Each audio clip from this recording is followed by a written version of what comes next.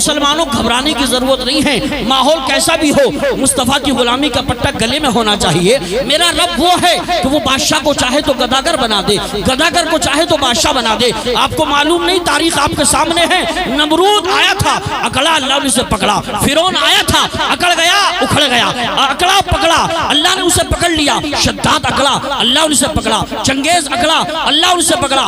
Hulagu اکڑا، اللہ نے اسے پکڑا۔ میرا پروردگار وہ ہے، وہ اگر چاہے تو خورشید کو کالا کر دے، دوسری چیز سے دنیا میں اجالا کر دے۔ اس کی قدرت کے لیے کچھ بھی نہیں ناممکن، ظلمتوں کو ہی ضیاء بخشنے والا کر دے۔ میرا پروردگار وہ ہے، شام ہوتے ہی وہ سورج سے حکومت چھین لیتا ہے، صبح ہوتے ہی وہ تاروں کی قیادت چھین لیتا ہے۔ سلیقے سیکھ اس کی زمین پر چلنے پھرنے کے، تکبر کرنے والوں سے وہ دولت چھین لیتا ہے۔ اس لیے گھبرائیے نہیں۔ ماشاءاللہ خطیب ذی وقار ناشر مسلک اعلیٰ حضرت مولانا قاری ہاشم القادری صاحب قبلہ تشریف لا رہے ہیں۔ قاری ہاشم القادری صاحب قبلہ تشریف لا رہے ہیں۔ زوردار نعروں سے استقبال کریں، محبت سے دونوں ہاتھوں کو اٹھا کے بولیں، نعرہ تکبیر، نعرہ رسالت، نعرہ غوثیت، مسلک اعلیٰ حضرت، فیضان اعلیٰ حضرت، مدرسہ رضائے حسنین حضرت قاری ہاشم القادری صاحب قبلہ۔ آنے والے آ ذرا وہ کام کر کے جا، آنے والے آ ذرا وہ کام کر کے جا، گم نامیوں میں اس طرح تو نام کر کے جا، روشن رسول پاک کے پیغام کر کے جا، باطل کے ہر فریب کو ناکام کر کے جا۔ اپنے در پر جو بلاؤ تو بہت اچھا ہو، اپنے در پر جو بلاؤ تو بہت اچھا ہو، اپنے در پر جو بلاؤ تو بہت اچھا ہو، اپنے در پر جو بلاؤ تو بہت اچھا ہو، میری بگڑی کو بناؤ تو بہت اچھا ہو، میری بگڑی کو بناؤ تو بہت اچھا ہو، میری بگڑی کو بناؤ تو بہت اچھا ہو، بہت اچھا ہو۔ اور شعر دیکھیں حضرات، قید شیطان سے چھڑاؤ تو بہت اچھا ہو، بہت اچھا ہو، قید شیطان سے چھڑاؤ تو بہت اچھا ہو، قید شیطان سے چھڑاؤ تو بہت اچھا ہو، مجھ کو اپنا جو بناؤ تو بہت اچھا ہو۔ نعرہ تکبیر، نعرہ رسالت، مسلک اعلیٰ حضرت، علماء اہل سنت، نعرہ تکبیر، نعرہ رسالت، واہ واہ۔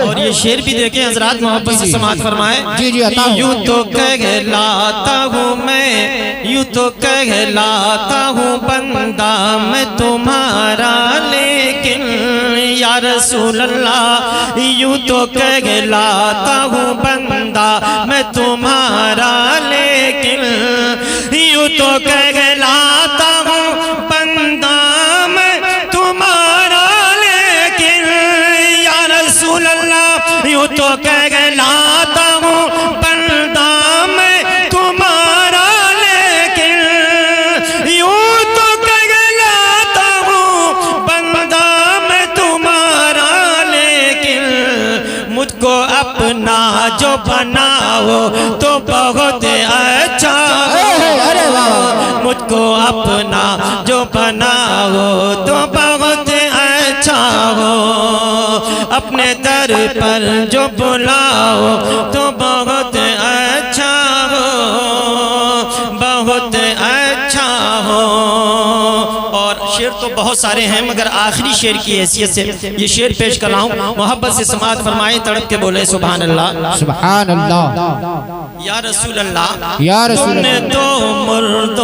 تم تو مردوں کو جلا دیتے ہو میرے آقا، تم تو مردوں کو جلا دیتے ہو میرے آقا، تم تو مردوں کو جلا دیتے ہو میرے آقا، تم تو مردوں کو جلا دیتے ہو میرے آقا، میرے دل کو بھی جلاؤ تو بہت اچھا سبحان اللہ ہو، سبحان اللہ۔ میرے دل کو بھی جلاؤ تو بہت اچھا ہو، اپنے در پر جو بلاؤ تو بہت اچھا ہو، اپنا دیوانہ بناؤ تو بہت اچھا ہو۔ درود پاک پڑھیے، اللہم صلی اللہم علی صلی علی سیدنا سیدنا و شفیعنا و نبینا مولانا محمد مبارک وسلم، صلاة و سلام علیکہ یا رسول اللہ یا حبیب اللہ۔ محترم، دستار بندی کا یہ پروگرام ہے، حفظ قرآن اور قرأت قرآن کے تعلق سے یہ پروگرام منعقد کیا گیا۔ قرآن وہ عظیم الشان کتاب ہے کہ جس کا کوئی جواب نہیں ہے، جس پیغمبر پر اس کو نازل کیا گیا اس پیغمبر کا بھی کوئی جواب نہیں ہے، جس شہر میں یہ آیا ان شہروں کا بھی کوئی جواب نہیں ہے۔ اللہ کی قسم کتابیں تو بہت اللہ کی ہیں، مگر تمام کتابوں میں سب سے افضل ترین قرآن ہے، سبحان اللہ۔ اور اس قرآن کا ہم کیا سمجھ پائیں گے، اس کے مرتبے کو، ہم اس کی عظمتوں کو کیا سمجھ پائیں گے۔ خود قرآن کہتا ہے، اللہ رب کریم کا ارشاد ہے کہ اگر اس قرآن کو کسی پہاڑ پر نازل کر دیا جاتا تو اللہ کی خشیت کی تاب نہ لاکے پہاڑ ریزہ ریزہ ہو جاتا، پہاڑ پاش پاش ہو جاتا، مگر خدا کی قدرت دیکھو کہ اللہ نے اس قرآن کو جب اپنے محبوب کے سینے پر نازل کر دیا تو محبوب کے سینے کے واسطے سے پھر یہ قرآن اتنا آسان ہو گیا، اتنا آسان ہو گیا کہ اس امت محمدیہ کے ننھے ننھے بچوں نے اپنے سینے کے اندر اس کو بسا لیا۔ سبحان اللہ سبحان اللہ، یہ قرآن ہے۔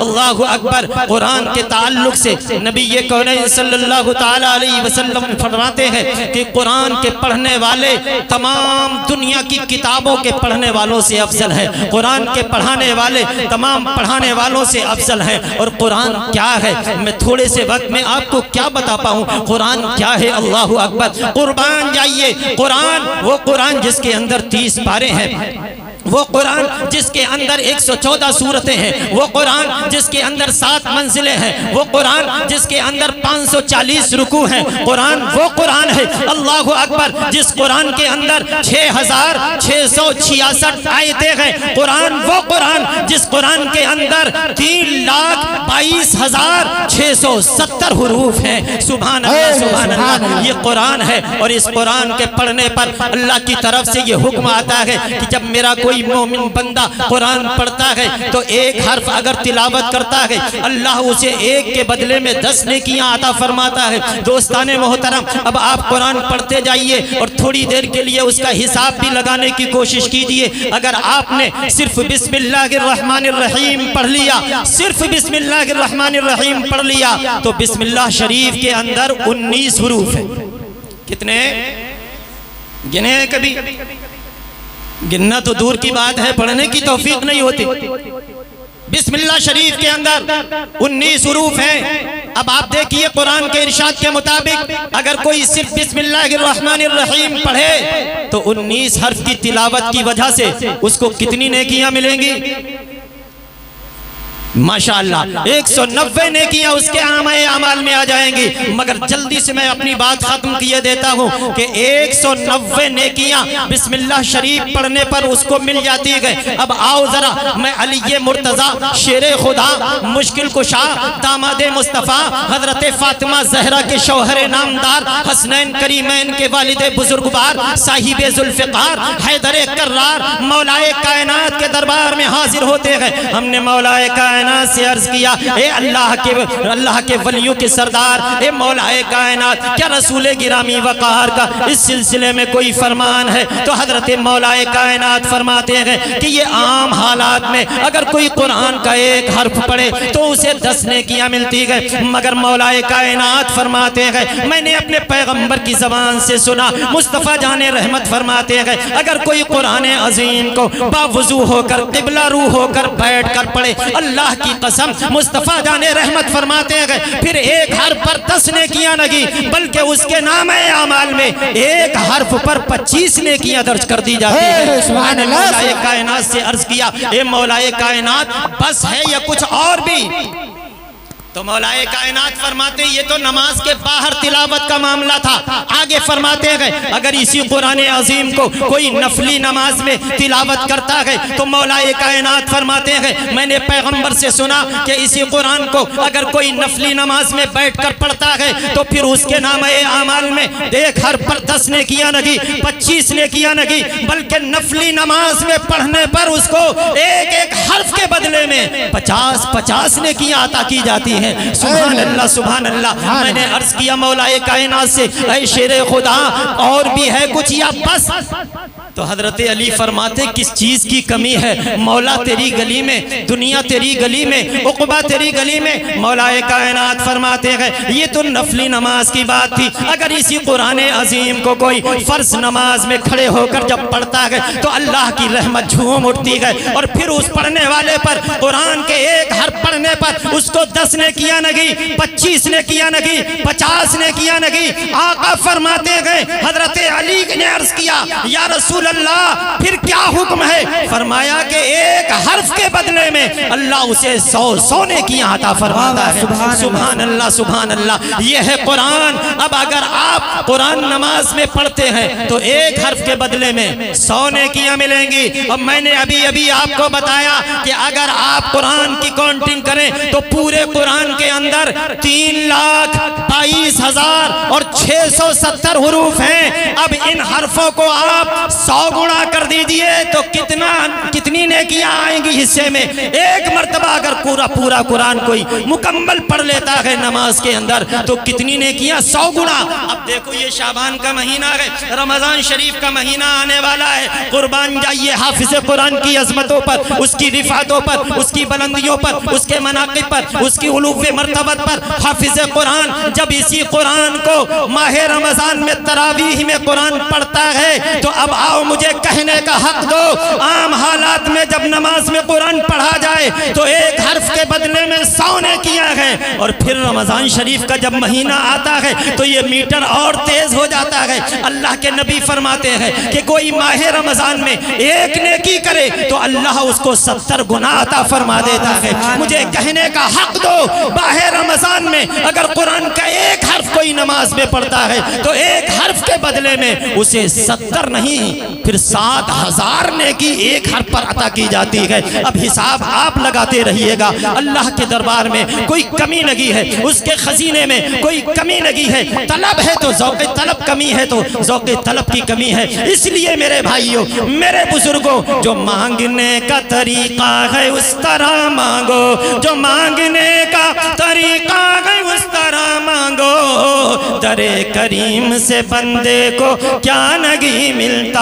آج ہم نے قرآن کو طاقوں میں سجا کے رکھ دیا ہے، ہم نے الماریوں کی زینت بنا دیا. کاش اسی قرآن کو ہم نے سینے میں بسا کے رکھا ہوتا، تلاوتیں کی ہوتی، اس سے ہم نے انس کیا ہوتا، لگاؤ رکھا ہوتا اور اس قرآن کے ہم نے احکامات کو عملی جامہ پہنایا ہوتا تو آج دنیا میں جو ہم ذلیل ہو رہے ہیں، بے عزت ہو رہے ہیں، خوار ہو رہے ہیں، یہ ذلت ہمارا مقدر نہیں ہوتا. جبھی تو اقبال نے کہا تھا کہ درس قرآن اگر ہم نے بلایا ہوتا یہ زمانہ نہ زمانے نے دکھایا ہوتا.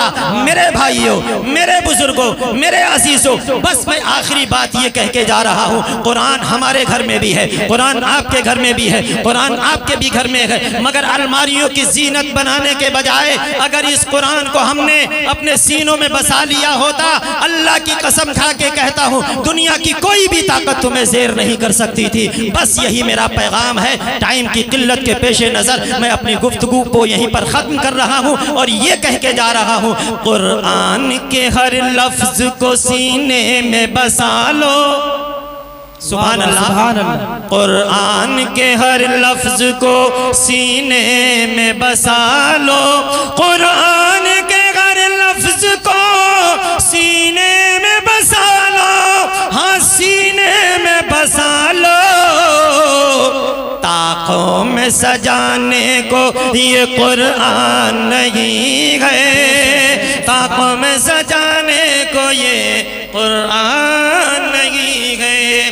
یا رب ہمیں تعلیم کی توفیق عطا کر، رکھوں تیرے قرآن کو سینے میں سجا کر استغفر اللہ ربی من کل ذنب واتوب الیہ. کلمہ شریف پڑھ لیجئے لا الہ الا اللہ محمد رسول